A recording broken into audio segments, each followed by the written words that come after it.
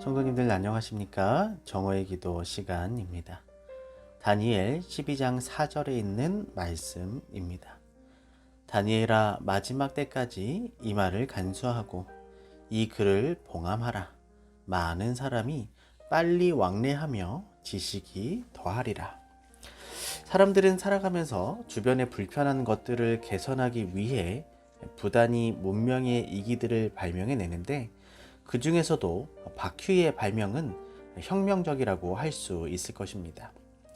수레바퀴의 발명은 도로의 정비로 연계되었고, 육상 교통이 급속히 발달함으로써 물자를 수송하는 일이나 사람이 왕래하는 일이 훨씬 수월해졌습니다.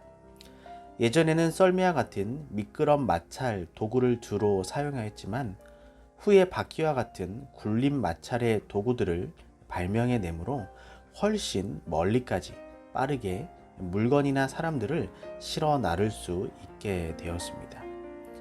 세계에서 가장 오래되었다고 하는 바퀴는 BC 3500년경 고대 메소포타미아의 유적에서 발굴된 전차용 바퀴로 통나무를 둥글게 자른 원판 바퀴였다고 합니다.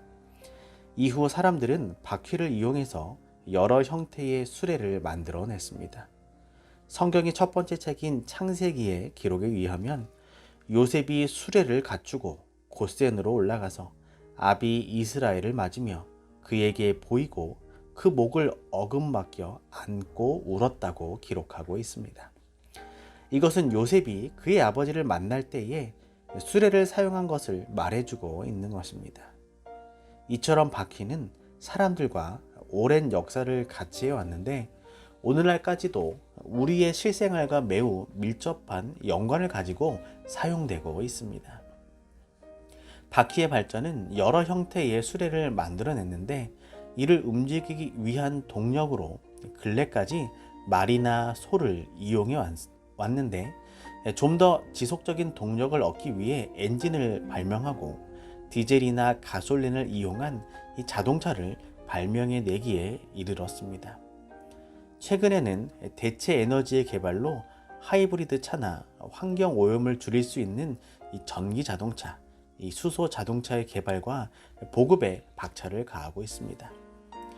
오늘날 흔히 우리가 타고 다니는 자동차의 모체는 1769년 프랑스의 포병대위 니콜라 조세프 퀴뇨가 이 증기 엔진을 탑재하여 발명한 자동차인데, 이것이 최초의 자동차가 되었으며, 이 자동차는 당시 말이 없는 마차로 불리며 사람들을 깜짝 놀라게 하였습니다.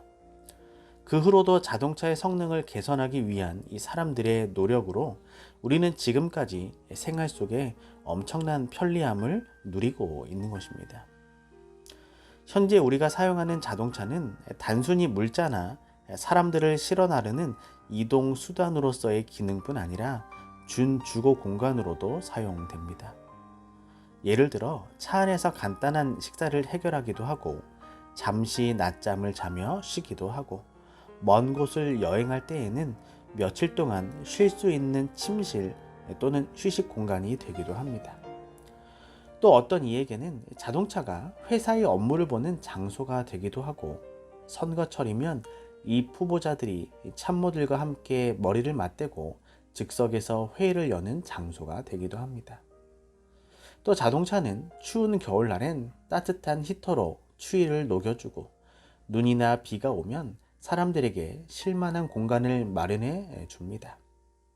또 여름철에는 시원한 에어컨으로 더위를 식혀주는 공간이 되어 현대인들에게는 필수적인 다목적 공간이 되어 버렸습니다.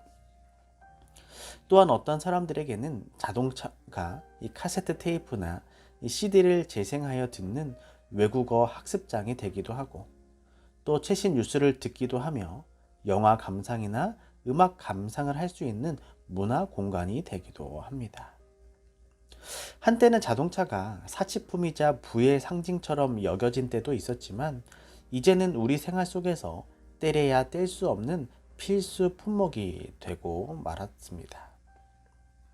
재림교회 신학자인 C. 머빈 맥스웰은 그에 져서 다니엘 연구의 마지막 때에 관하여 언급하면서 다니엘 12장 4절의 기록이 이와 같은 지식의 교통에 폭발적 증가를 설명하는 데 사용되어 왔다며, 이 자동차와 같이 편리한 문명의 이기도 주께서 세상에 다시 임하실 징조 가운데 하나임을 우리에게 상기시켜 주고 있습니다.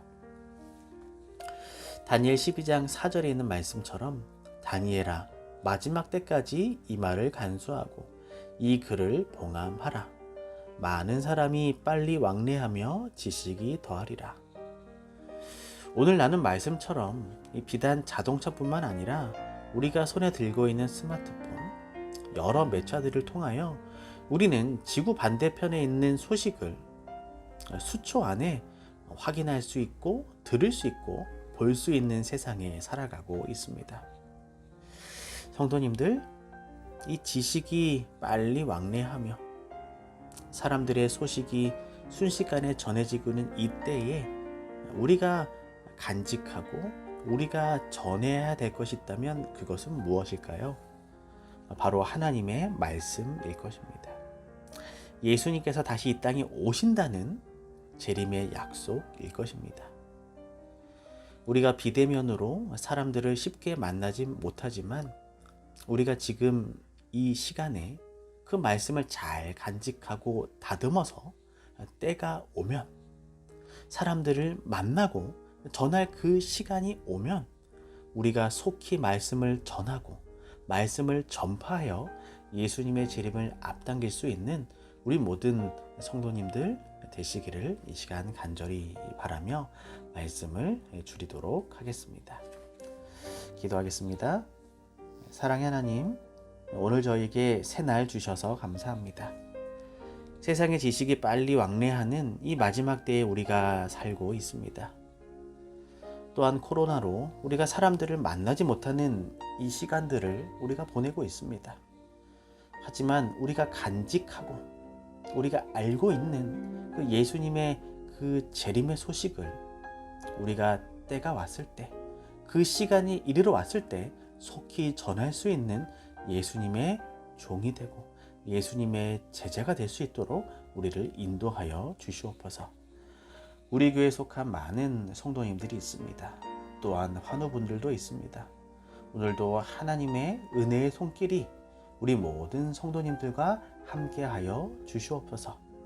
모든 말씀 사랑이 많으신 예수님의 이름으로 간절히 기도합니다. 아멘.